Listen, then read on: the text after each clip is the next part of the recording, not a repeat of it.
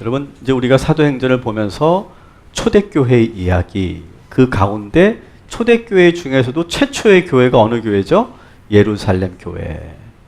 이 예루살렘 교회가 어떻게 시작되었는지를 1장, 2장에서 소개하고 있고, 오늘 이제 3장은 그 예루살렘 교회가 어떠한 사역들을 하고 있는지를 보여주고 있어요. 그래서 이 초대교회, 특히 예루살렘 교회는 어떤 교회였는가를 보여주는 그런 구절이 있죠. 2장 43절을 한번 같이 읽어볼게요. 시작. 사람마다 두려워하는데 사람들로 말미암아 기사와 표적이 많이 나타나니. 아멘. 이 예루살렘 교회는 어떤 교회였느냐? 기사와 표적이 많이 나타나는 교회였다. 저는 우리 동탄 꿈의 교회가 정말 놀라운 기사와 표적이 계속해서 일어나는 그런 교회가 되기를 주님의 이름으로 축원합니다. 근데 기사와 표적이라는 것은 여러분 어떤 기적, 뭐 초자연적인 기적이 막 일어난다 그런 얘기가 아니라, 기사와 표적이라는 것은 다양한 의미가 있는데 그 가운데 그것이 뭐냐면 어떤 그런 나타나는 현상 속에서 하나님의 메시지가 담겨 있는 거예요. 그것이 바로 기사와 표적이에요. 근데 이 기사와 표적은 항상 좋은 것만 기사와 표적이 아니라 때로는 우리 임정훈 집사님이 간증하셨던 것처럼 따라합시다. 고난도 기사와 표적입니다. 우리는 항상 좋은 것만 기사와 표적으로 생각하는데 그렇지 않아요. 예를 들면 내가 운전을 하고 있는데 운전을 하는데 내가 너무 피곤해가지고 깜빡 졸았어요. 근데 눈을 떠보니까 지금 바로 앞에 사고가 날 직전이야. 그래서 나도 모르게 브레이크를 콱 밟았어요. 그러면서 딱 드는 거예요. 아, 하나님이 나에게 지금 영적으로 정신을 차리라고 나에게 이 사건을 주셨구나. 내가 그것을 그렇게 깨달으면 그것이 기사와 표적이에요. 여러분, 항상 뭐 내가 원하는 거, 내가 바라는 거, 어떤 초자연적인 그런 현상, 그것만이 기사와 표적이 아니라 우리의 일상에서는요, 언제든지 하나님께서 여러 가지 사건을 통해, 여러 가지 일들을 통해, 어떤 사람을 통해 우리에게 기사와 표적을 주시는데 그걸 통해서 하나님의 음성을 들으시게 되기를 주님의 이름으로 축원합니다. 자, 그런 의미에서 오늘 이 이야기는요, 우리가 잘 알고 있는 이야기죠. 나면서부터 걷지 못한 병자가 베드로와 요한을 통해서 걷게 된 이야기, 기적 이야기, 이렇게만 생각하는데 그 안에 숨겨져 있는, 그 안에 담겨져 있는 하나님의 메시지를 듣는 것이 우리의 목적이에요. 그러니까 주일학교에서는, 교회학교에서는 여러분 베드로가 일어나 걸으라, 금가운 내가 없지만 예수 이름으로 일어나 걸으라 했더니 일어나서 걷고 뛰었어요. 그걸 가르쳐주는 것이 교회학교라면 이제 우리 어른들은, 우리 장년들은 어떻게 합니까? 그 안에 담겨져 있는 하나님의 메시지가 무엇인가? 이제 우리가 그것을 들을 수 있는 그런 영적인 수준을 우리가 갖고 오늘 이 말씀을 봐야 된다는 거예요. 자, 오늘 이 말씀에서 우리가 하나의 그러한 분명한 그 포커스를 우리가 잡아야 될 것은 어떤 거냐면, 이 사건이 일어나기 전에 교회의 모습을 소개하고 있어요. 어떤 교회? 이 교회는 구약의 교회. 유대인들이 모이는 예루살렘 성전의 모습을 먼저 보여주고 있어요. 이 예루살렘 성전은 지금 어떤 모습으로 가고 있는가를 우리가 한번 보게 되는데요. 이 예루살렘 성전의 그림을 제가 보여드릴게요. 이 그림을 보면 우리가 많은 것을 생각해 볼 수 있습니다. 이것이 예루살렘 성전의 세 번째 성전이라고 하죠. 헤롯 성전이라고 말을 하는데요. 자, 지금 이 나면서부터 걷지 못하게 된 이 사람이 서 있는 곳은, 서 있지 못하죠. 앉아 있는 곳은 어딜까요? 저 밑에 미문이라고 하는 곳이에요. 자, 저 미문은 이제 저 앞에 있는 거고 베드로와 요한이 그 지점에서 그 사람을 만난 거예요. 근데 성전의 구조를 보시면 크게 지금 사각으로 다 그림이 잘려져 있지만 크게 사각으로 돼 있는 그런 테두리를 보이시죠? 거기가 뭐라고 말합니까? 소위 이방인의 뜰이라고 하는, 사면으로 이방인의 뜰이라고 하는 곳이 있어요. 그러니까 여기는 이방인들만 있는 곳이고, 이 이방인들은 저 미문을 열고 들어갈 수 있어요, 없어요? 못 들어가요. 이방인들은 저 밖에서만, 그 솔로몬의 행각이거든요. 맨 테두리에 있는 그 건물들은, 건축물들은 벽이면서도 행각으로 되어 있는 곳이에요. 그곳에는 이방인들만 들어가게 되어 있어요. 그리고 저 미문을 열고 들어가면 누구만 들어가요? 여인들만, 유대 여인들만 저기에 들어가는 거예요. 그러면 저 유대 여인들은 저 안으로 문을 열고 들어갈 수 있을까요? 못 들어가요. 저기는 이스라엘의 유대 남자들만 들어가는 곳이에요. 그리고 저 안에는 또 뭐가 있냐면 제사장들만 있을 수 있는 제사장의 뜰도 있어요. 그러니까 다시 말하면 이 구약의 교회는 어떤 교회냐? 다 막혀 있다는 거예요. 막혀 있어요. 들어가고 싶어도 못 들어가요. 저 교회 안에는 보이지 않는 차별이 있어요. 인종적인 차별도 있고, 그리고 장애인이냐 비장애인이냐 그런 차별도 있고, 남녀의 차별도 있고, 구별이 있고, 막힌 담이 있어요. 여러분 생각해 보세요. 교회가 계속 그렇게 막혀 있는 교회, 능력이 나타날까요? 여러분, 교회는요, 막히는 순간 아무런 성령의 역사가 나타나지 않게 되는 줄 기억하시기 바랍니다. 저는 우리 교회가 오늘 이렇게 함께 우리가 예배하고 지금 하나님께 지금 예배드리고 있는데, 우리의 몸과 마음과 영혼이 지금 막혀 있다면, 서로가 지금 막혀 있다면, 여러분, 우리 예배는 죽어 있는 예배, 능력이 없는 그런 교회밖에 되지 않을 거예요.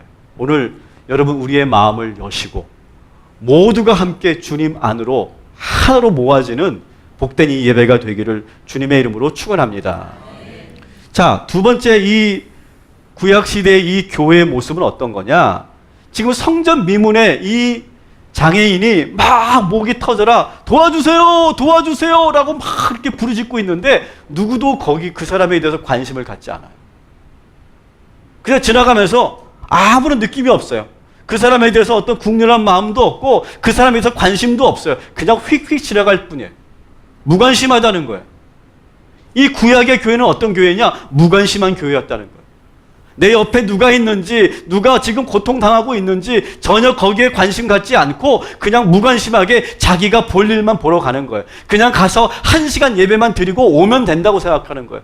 그 옆에 어떤 일이 일어나는지, 어떤 눈물을 흘리면서 지금 부르짖고 있는지 나는 전혀 관심이 없고 나는 그냥 예배만 드리고 가면 되겠다, 그 생각하는 거예요. 여러분, 오늘 이렇게 1시간 예배 드리면서 그런 마음으로 예배 드린다면 우리 예배는 아무런 역사가 나타나지 않을 거예요.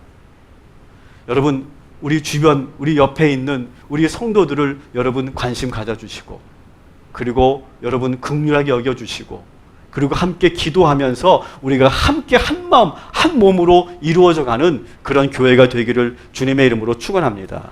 그래서 저희가 교회 시작할 때 우리 캠페인을 하나 있었죠. 따라합시다. 인사만 잘해도 먹고는 산다. 그렇게 제가 인사하자고 하는데도 요즘 자꾸 보니까 그냥 쌩 지나가는 그런 성도님들이 조금씩 또 생기는 것 같아요. 여러분, 인사를 잘하고 옆에 있는 사람과 관심을 좀 갖고, 오늘 내 옆에 누가 앉아 있는지 한번 좀 관심도 가져보시기 바랍니다. 한번 옆에 한번 보세요. 저 뒤에도 한번 보십시오. 누가 오셨는지. 네. 오늘 우리가 예배 드릴 때 보면 앞만 보고 계세요. 앞만. 옆도 안 봐. 이렇게 절대 안 봐요. 뒤는 완전히 안 보죠. 그리고 그냥 우리는 쑥 나가버려요. 여러분, 예배가 그렇게 되고 교회가 그렇게 되면요, 이 구약의 이 교회처럼 아무런 역사가 나타나지 않아요.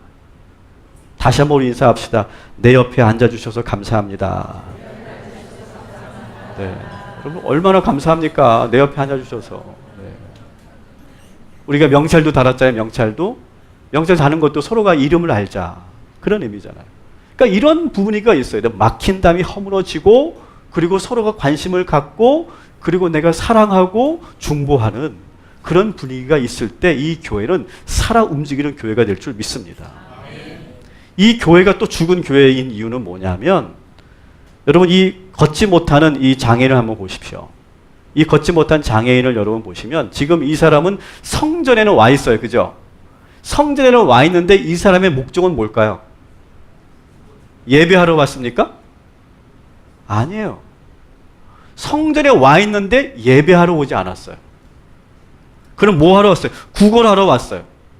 근데 구걸이 내가 좀 이따 말씀드리겠지만 이 걷지 못하는 이 장애인의 이 구걸은요, 일종의 비즈니스예요.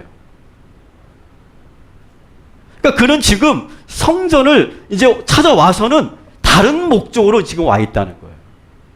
여러분, 예수님께서 지금 성전 정화하실 때 뭐라고 꾸짖으셨습니까? 너희가 기도하는 집을 강도의 소굴로 만들었도다. 막 그렇게 예수님께서 혼을 내시죠. 꾸짖으시죠. 근데 왜 그랬습니까? 아까 여러분 그 그림을 한번 더 보시면 그 그림 속에 보면 이방인의 뜰이라고 하는 곳이 있었죠. 이방인의 뜰. 그죠? 요 거기만 돼 있는 것이 사방으로 이렇게 이방인의 뜰이 있어요. 근데 이 이방인의 뜰은요, 사실은 어떤 용도로 이 이방인의 뜰을 만들었을까요? 비록 내가 유대인은 아니지만 내가 그래도 하나님을 경외하고 하나님의 말씀을 듣고 싶고 하나님께 기도하고 싶은데 내가 다 성도로 들어갈 수 없는 그런 이방인들을 배려해서 이방인의 뜰을 만든 거예요. 그래서 거기에서 그 유대인들이 예배하는 모습도 구경하고 그리고 기도도 할 수 있도록 그렇게 거룩한 장소로 만들었어요. 원래는 기도하는 장소였어요. 근데 제사장들이 어떻게 만들었어요? 이곳을 장사하는 소굴로 만들었어요. 다시 말하면 지금 교회를 본래의 목적대로 사용하지 않고 지금 인간적인 어떤 다른 목적으로 이 교회를 사용하고 있더라는 거예요. 여러분, 그러는데 어떻게 교회에서 역사가 일어나게 됩니까? 여러분, 저는 이 말씀을 우리가 묵상하면서 여러분, 우리가 다른 의도로 다른 목적으로 우리가 교회에 오는 것이 아니라 오직 기도하기 위해서 우리가 예배하기 위해서 이렇게 교회로 모이는 저와 여러분이 되기를 주님의 이름으로 축원합니다. 제가 지금 40일 성전 기도회를 지금 제가 제안한 이유가 바로 그거예요. 지금 여러분들이 주일날 이렇게 오셔서 예배 드리는 거 정말 좋은 거죠. 그런데 예배만 드리는 것이 아니라 이곳은 기도하는 곳이어야 돼요. 근데 여러분, 주일날 와서 솔직히 여기서 예배 드리면서 1시간 예배 드리면서 몇 분이나 기도하고 가세요, 지금? 1분이나 기도할까요, 우리가? 5분이나 기도할까요? 사실은 우리는 기도하는 곳이라고 말은 하지만 이곳에서 기도하지 않아요, 우리가. 뭔가 잘못되었다, 우리 신앙. 그래서 이곳이 기도하는 곳이 되어야 된다. 그래서 지금 성전 기도회를 계속 하고 있는 거예요. 제가 참 은혜가 되고 감사한 것은 과연 얼마나 많은 분들이 참여하실까 했는데 그도 적지 않은 분들이 계속 성전에 와서 매 시간마다 오셔서 기도하고 계세요. 그리고 첫날 제가 인증사진 좀 찍어서 올려달라 했더니 저는 안 올릴 줄 알았더니 다 올려주시더라고. 자기 인물에 자신이 있는 거죠. 농담입니다.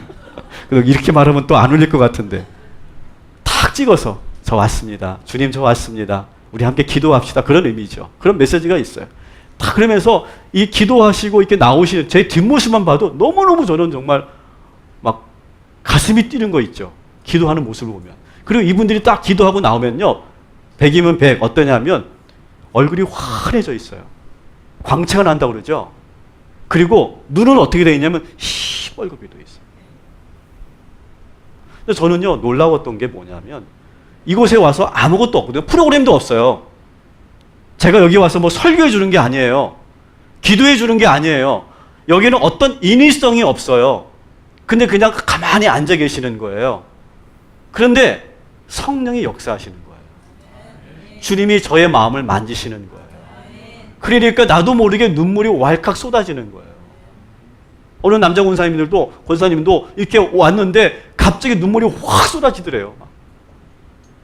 다 커가지고 이렇게 운 게 처음이라는 거예요. 여러분, 이것이 진짜 아니겠습니까, 여러분? 어떤 인위적으로 예배하고 막 우리 찬양팀들이 막 그냥 찬양하게 하고 막 그냥 설교를 막 제가 열심히 해가지고 막 은혜를 막 주입시키는 것이 아니라 아무것도 하지 않고 이 성전에만 나와 있는데 내가 하나님이라고 부르기만 했는데 나도 모르게 가슴에 뜨거운 것이 올라오는 그 은혜, 그런 체험, 저는 그것이 진짜라고 생각해요. 여러분, 우리 교회는 바로 그런 본질을 잃어버리지 않는, 기도하는 곳, 예배하는 곳, 이 본질을 잃어버리지 않는 그런 교회가 되기를 주님의 이름으로 축원합니다. 여러분, 이 처음에 이 공간은 전 처음부터 와봤잖아요. 아무것도 없었어요. 아까 좀 있으면 우리가 저 1102호 가보면 똑같을 거예요. 아무것도 없었어요. 근데 여기에 정말 많은 그런 우리 성도들이 와서 기도해 줬어요. 광교에서 안산에서 와서 기도해 주시고 우리 김학준 목사님 오셔서 기도해 주시고 그 기도가 계속 쌓이고 그 공사가 이루어지면서 이게 교회가 됐어요. 자, 그런데 교회가 딱 됐어요. 그런데 여러분 여기에 계속 기도가 있고 은혜가 있는 공간과 그냥 아무것도 없이 썰렁하게 있다가 주일만 와서 1시간 예배 드리고 가는 공간 같을까요? 다를까요? 분명히 다릅니다. 저는 어떤 목적이, 어떤 의도가 있냐면요. 우리가 계속 이 안에서 기도가 계속 쌓여지는 거예요. 막 뜨거운 기도가 막 열기가 있는 거예요. 막 성들이 여기서 막 부르짖고 기도하고 막 찬양하고 그리고 막 그냥 눈물을 흘리면서 막 기도하고 이제 계속 한두 사람 계속 나가는 거예요. 그러면 이 교회 안에는요, 이 영적 분위기가 확 잡혀 있어요. 그래서 새로운 성도가 못 모르고 교회에 들어왔다가 훅 하고 그 열기를 느끼는 거예요. 그 영성을 느끼는 거예요. 야, 여기는 그냥 건물이 아니구나. 여기는 뭔가 있구나. 하나님이 정말 임재하고 계시는구나. 여러분, 그것을 느끼게 만드는 그런 거룩한 그런 교회, 살아있는 교회가 되어야 할 줄 믿습니다. 지금 이 구약의 교회, 이 예루살렘 성전은 막힌 담이 있고 무관심하고 다른 목적으로 모여있는 사람이 너무 많기 때문에 그 교회는 점점점 힘을 잃어가고 있다. 우리 교회는 이 구약의 교회와 다른 그런 새로운 교회로 하나님께서 세워주실 줄 믿습니다. 자, 그러면 이 죽어가는 교회를 베드로와 요한이 들어갑니다. 베드로와 요한이 들어가는 순간 이 구약에 죽어있는 교회가 어떻게 변화가 되는지를 우리가 오늘 보려고 해요. 1절을 한번 같이 읽어볼게요. 시작. 제9시 기도 시간에 베드로와 요한이 성전에 올라갈새. 아멘. 자, 여러분, 이 누가는, 이 사도행전의 저자가 누가라고 그랬죠. 이 누가는요, 어떤 성령의 역사가 일어날 때 꼭 넣는 게 있어요. 몇 시에 기도했다. 이게 꼭 들어가요. 몇 시에 기도했더니 어떤 일이 일어났다. 이걸 계속해서 넣어요. 여러분, 오순절의 성령의 역사는 언제 일어났습니까? 제3시. 그리고 오늘 이 베드로가 이 걷지 못한 사람을 고친 이 사건은 몇 시라고요? 제9시. 근데 이 이스라엘의 시간과 우리 시간이 너무 다르니까 이게 너무 좀 복잡하잖아요. 근데 복잡할 게 없어요. 이스라엘의 시간에 플러스 6만 하면 돼요. 자, 그러면 제9시면 몇 시예요? 오후 3시인 거예요. 그러면 아까 오순절의 역사가 일어났던 시간은 제3시라고 했죠. 거기에 플러스 6으로 해봐요. 몇 시예요? 9시. 머리 되게 좋으시네. 오전 9시. 그렇게 하면 돼요. 자, 그러면 보세요. 유대인들이 정해놓고 기도했던 시간이 있다고 그랬어요. 아침 9시, 오후 12시, 오후 3시. 이 시간이 유대인들이 매일매일 정해놓고 기도했던 시간들이에요. 근데 지금 오순절의 역사도 정해진 시간에 기도했을 때 성령의 역사가 일어났죠. 오늘 이 베드로와 요한이 걷지 못한 사람을 이렇게 세운 사건도 지금 정해놓고 기도하는 그 3시에 역사가 일어났어요. 그리고 우리가 이제 고넬료 이야기를 보겠지만 이 고넬료를 만나는 그런 아주 극적인 상황도 언제였냐면 제6시에, 다시 말하면 오후 12시에 이 베드로가 옥상에 올라가서 거기서 지붕에 올라가서 기도할 때 놀라운 환상을 보여주시고 그러면서 고넬료를 극적으로 만나게 돼요. 그럼 이게 우연일까요? 누가는 지금 그냥 단순히 시간만 적어놓은 걸까요? 여기는 분명히 의도가 있죠. 따라합시다. 정해진 시간에 기도할 때 하나님의 역사는 일어난다. 제가 여러분들에게 성전 기도를 강조하는 첫 번째 의도는 제가 말씀드렸고, 두 번째 여러분들에게 지금 다시 권면드리고 싶은 것은요, 여러분 기도 시간을 꼭 정해서요. 나만의 기도 시간을 꼭 정해놓고, 그리고 오늘 정하시고 언제까지 하느냐? 주님이 부르시는 날까지 그렇게 한번 해보세요. 정해놓고 그대로 한번 해보세요. 제 말씀을 믿으시고 오늘 이 본문을 믿으세요. 정해놓고 기도할 때 하나님께서 우리들에게 기사와 표적을 보여주시고 놀라운 축복과 기적을 허락하여 주실 줄 믿습니다. 아무 때나 기적이 일어나는 게 아니라는 거예요. 내가 정해놓고 내가 기도하는 그 자리에서 하나님의 역사가 일어나더라는 거예요. 또 지금 사실 이 걷지 못하는 이 장애인을 한번 봅시다. 이게 제가 조금 이 분을 소개할 때 자꾸 옛날 방식으로 자꾸 내가 가려고 하기 때문에, 옛날에 성경에는 뭐라고 돼 있었어요? 앉은뱅이, 그렇게 돼 있었어요. 근데 요즘에는 성경에서 그렇게 장애인들을 비하하는 그런 말을 쓰지 못하게 돼 있어요. 그래서 번역을 다 새롭게 한 거예요. 옛날에는 다 귀머거리, 장님, 앉은뱅이, 막 문둥병자 막 그렇게 불렀잖아요. 요즘 성경을 보세요. 그런 표현이 없어요. 자꾸 나도 옛날 그 습성이 있어가지고 자꾸 안 하려다가 걷지 못하는, 그렇게 하다 보니까 조금 제가 좀 이렇게 머뭇거리는 거 이해하십시오. 근데 나면서부터 걷지 못하게 된 이 장애인도 사실은요, 영적으로 뭔가에 단단히 묶여있는 사람이에요. 아까 말씀드렸죠. 이 사람이 성전에 와 있는 목적은 뭐라고요? 구걸하기 위해서, 비즈니스를 위해서 온 사람이에요. 여러분, 이 사람이 사실 우리가 딱 보기에는 그냥 걷지 못하는 사람, 아 불쌍한 사람, 아유 안타까운 사람, 내가 도와줘야 될 사람, 그런 사람으로 보이시죠? 한번 제가 내막을 쫙 설명할게요. 이 사람이요, 대단한 사람입니다. 이 사람은요, 장애인 중에서도 성공한 장애인이에요. 거지로 본다면 1%에 들어가는 거지예요. 이게 무슨 말이냐면, 여러분 한번 상상해 보세요. 그 당시에 이스라엘의 예루살렘에 이렇게 장애인들과 그리고 구걸하는 사람들이 많았을까요? 적었을까요? 우리나라보다 많았을까요? 적었을까요? 서울역 가면 엄청 많거든요. 그것보다 많았을까요? 적었을까요? 몇 배가 많았을까요? 상상도 할 수 없을 거예요. 왜 그런지 아세요? 그 당시 로마의 그런 압제 속에서 사실 이 예루살렘 경제는 무너졌어요. 다 착취해 갔거든요. 그래서 정상적으로 생활을 하는 사람이 거의 없었어요. 소수의 귀족 그룹들만 그냥 자기 품위를 유지하며 살렸지, 나머지, 그러니까 중산층이 없어요, 이 이스라엘은요. 대부분이 다 거리로 나앉을 수밖에 없는 그런 사람들이었어요. 자, 그러면 그 사람들이 다 지금 예루살렘 성전으로 들어간다고 생각해 보세요. 다 들어갈 수 있었을까요?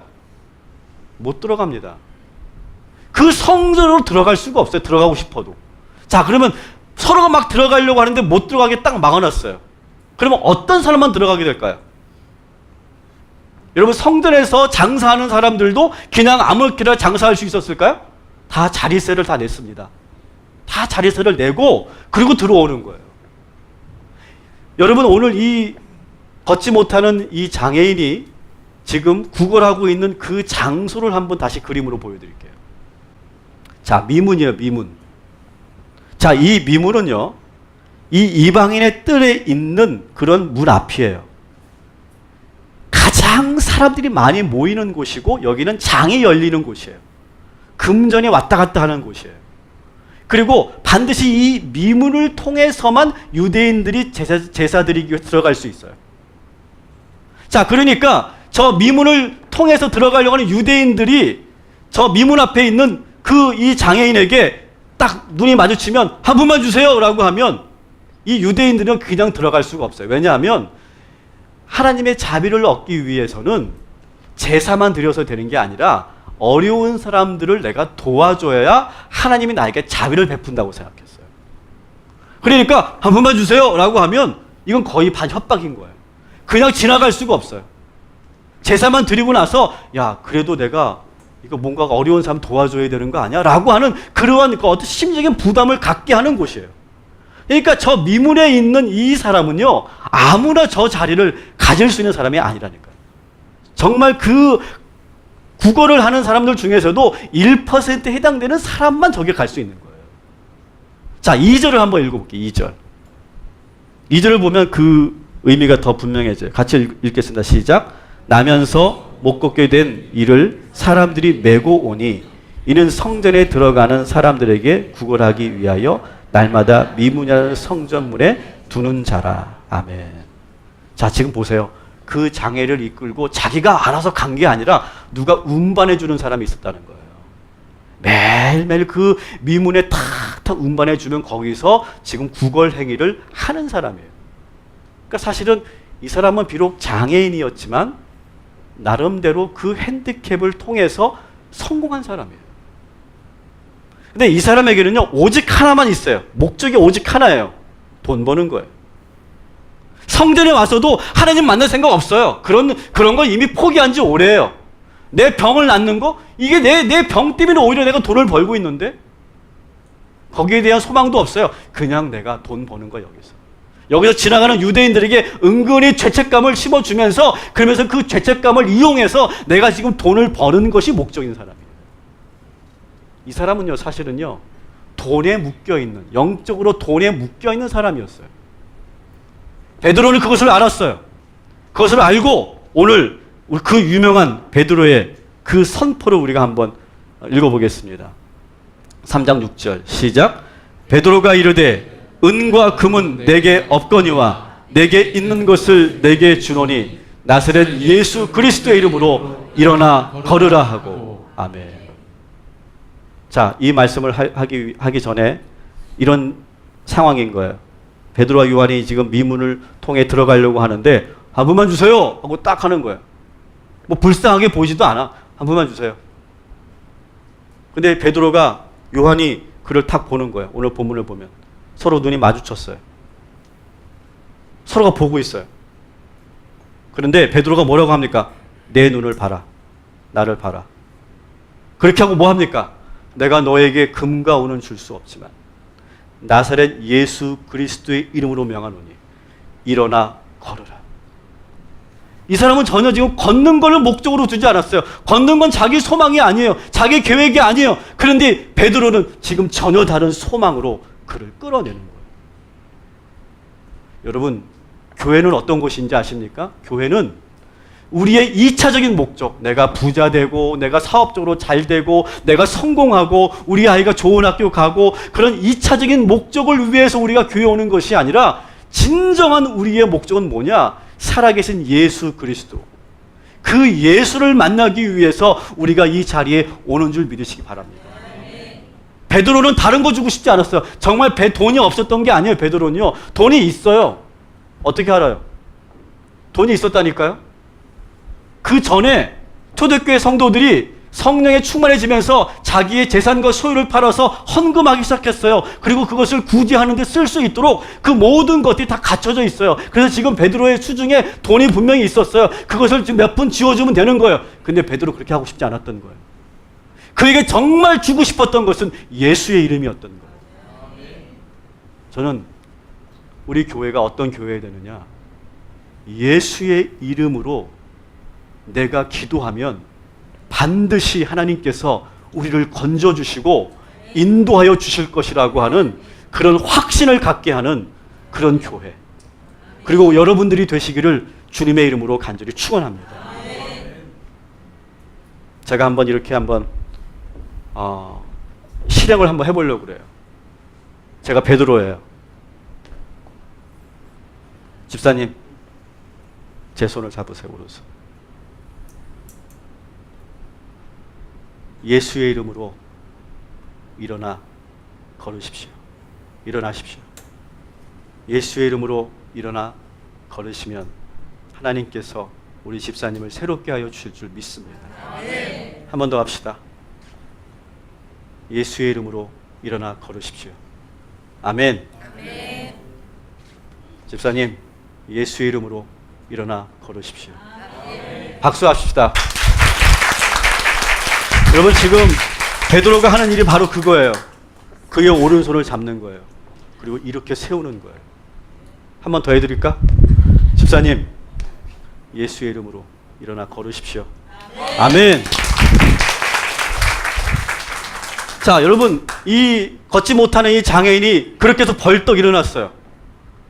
오늘 본문을 보시면 뛰며 벌떡 일어나면서 어떻게 하면 뛰며 걸으며 그리고 하나님을 찬양했다고 되어 있어요. 그러면서 더 놀라운 것은요, 제가 이 그림을 이렇게 PPT를 만들면서 제가 막 시원했던 것이 있어요. 그 막혀있던 교회들 있죠? 그 막혀있던 교회들이 오늘 본문을 여러분 읽어보시면 좋겠어요. 7절 한번 읽어봅시다. 7절. 막혀있던 교회들이 어떻게 됐느냐. 시작. 오른손을 잡아 일으키니 발과 발목이 곧 힘을 얻고 뛰어 서서 걸으며 그들과 함께 성전으로 들어가면서 걷기도 하고 뛰기도 하며 하나님을 찬송하니. 아멘. 여기서 걸은 게 저는 감동이 되는 게 아니라 뭡니까? 이 사람이 성전으로 들어갔다는 거예요, 여러분. 이 사람은 장애인이었어요. 그래서 성전으로 들어갈 수 없었어요. 차별됐어요.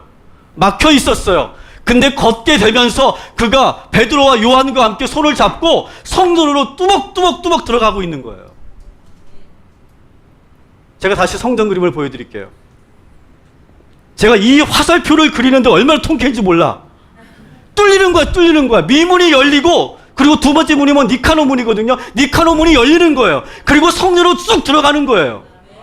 여러분, 이런 은혜가 우리에게 있어야 될 줄 믿습니다. 여러분, 오늘 그냥 겉에만 이렇게 있다가 그냥 언저리에만 있다가 하지 마시고 주님 안으로 쑥 들어와서 주님 만나고 돌아가시기를 주님의 이름으로 축원합니다. 우리 그런 예배 해야 된다고. 그런 예배. 오늘 여러분의 오른손을 붙잡고 이렇게 세우실 거예요. 주님이. 일어나 걸으라. 예수 이름으로 명하노니 일어나 걸으라. 2차적인 그런 모든 소망 버리고 본질적인 소망, 내가 정말 구해야 될 소망, 그것을 여러분이 붙잡을 때 하나님께서 우리와 역사하여 주실 줄 믿습니다. 이 사람이 저 안에 들어가서 뭐합니까? 기뻐 뛰며 찬양했다고 그랬어요. 유대인들의 예배는 적막한 예배예요. 조용한 예배예요. 시끄럽지 않은 예배예요. 죽어있는 예배예요. 그런데 이 사람이 그 체험을 하고 나니까 막 기뻐 뛰며 찬양하니까 그 예루살렘 성전에 그 죽어있던 예배가 살아나기 시작하는 거예요. 오늘 이 시간 우리가 그런 예배의 변화, 그런 기뻐 뛰며 찬양하는 그런 예배의 주인공 되기를 주님의 이름으로 축원합니다.